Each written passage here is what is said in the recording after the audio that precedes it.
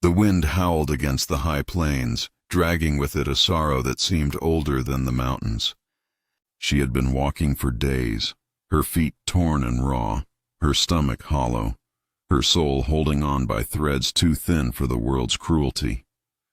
Behind her lay hunger, rejection, doors slammed, voices that saw her as nothing more than a shadow to be feared. Ahead only darkness and snow until a lantern glowed faintly through the storm, swinging in the hand of a man who lived alone because solitude hurt less than betrayal. He saw her figure approach, bent but unbroken, shawl pulled tight, eyes carved with the weight of 25 winters. She stopped at the edge of his porch, the storm shaking her shoulders as though trying to strip her away, and her voice carried in a trembling murmur, "Hire me as your cook. I've nowhere to go." Her words were not begging but bare survival, offered without pride, yet not without dignity. The cowboy, Elias Crane, 30 years old, was a man carved by silence. He had seen his share of graves, most of them dug by his own hands, and his cabin walls were lined with the echo of meals eaten alone. He had trained himself not to feel much, for feelings demanded too steep a price. Yet something in her tone slid beneath the armor, unsettling the quiet fortress he had built. He told himself it would be one night, one meal, nothing more.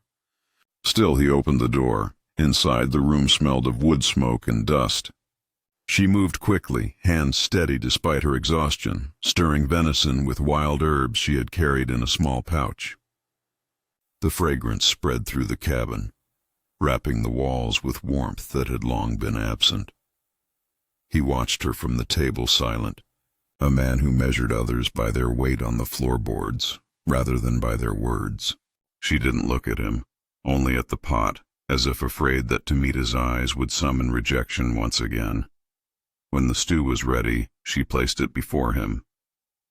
He tasted and felt the ache of years collapse into that single spoonful.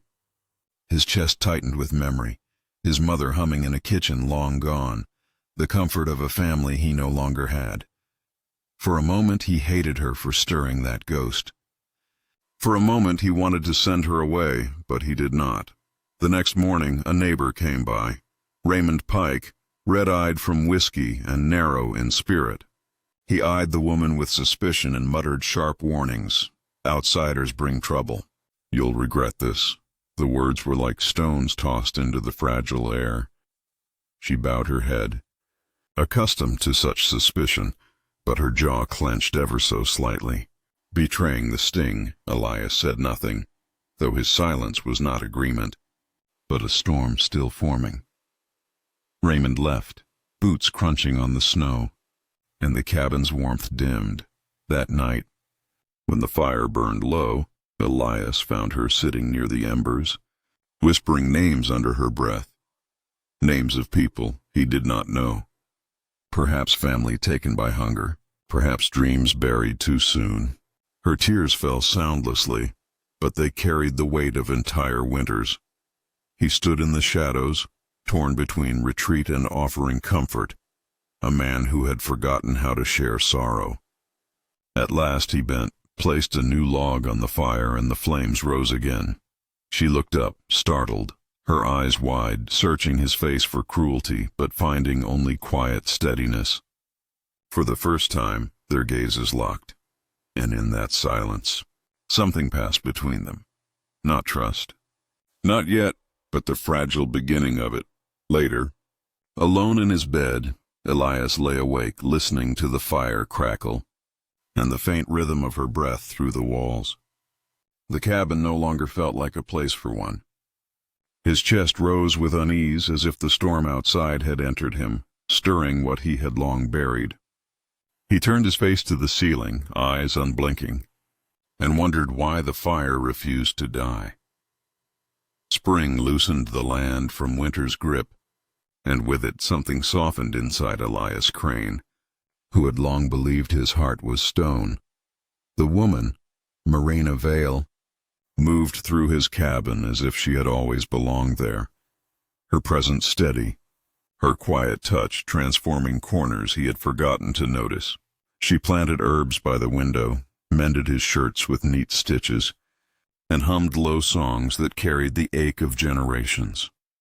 He found himself listening more than he ever had to words or melodies, each sound pressing against the silence he once clung to. They fell into a rhythm that neither named. At dawn he rode out to tend his cattle, the horizon red with rising light. By midday she walked the small garden, sleeves rolled, hair catching the sun as she worked the soil. In the evenings they shared meals in silence that was no longer cold but contemplative, full of things left unsaid.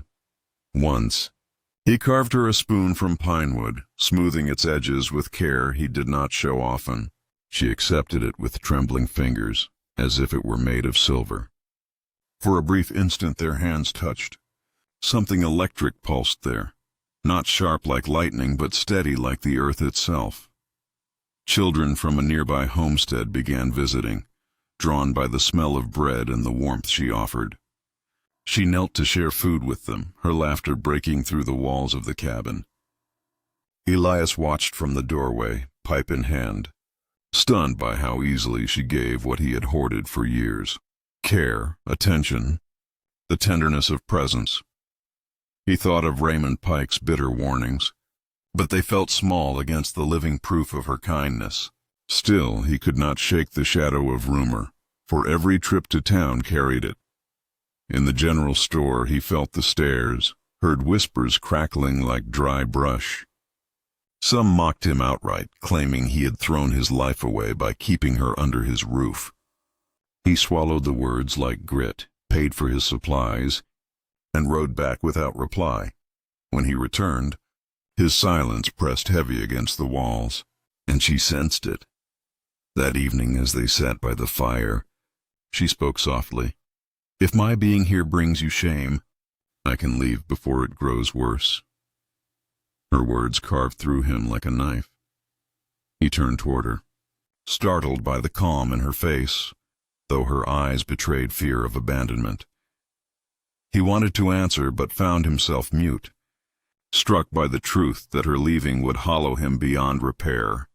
The cabin that had once been enough for him now felt unimaginable without her hands, her songs, her breath woven into its fabric. Still, he said nothing, and the silence stretched until she bowed her head and turned back to the fire. Days later, the storm came not from the sky, but from Raymond. Drunk, his steps uneven, his voice loud, he arrived at the cabin with accusations sharp as broken glass. He called Marena a thief, a danger, poison to any man foolish enough to shelter her. His words were spit and bile, aimed to wound, and she stood frozen, as if braced for a blow she had known too many times before.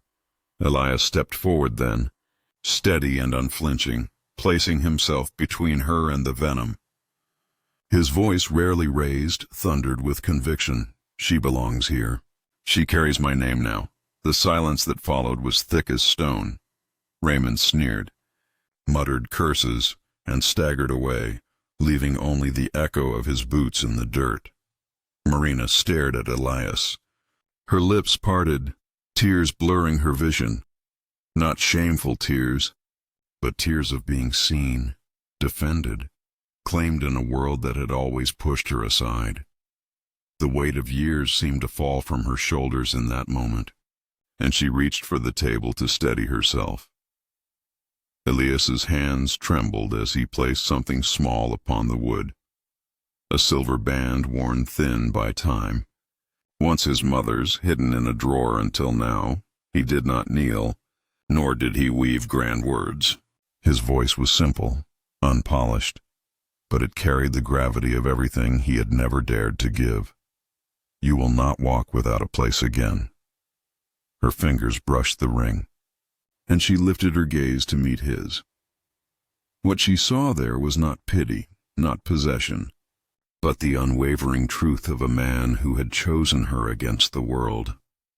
The fire burned high, casting their shadows together against the cabin wall, and the air between them shivered with promise.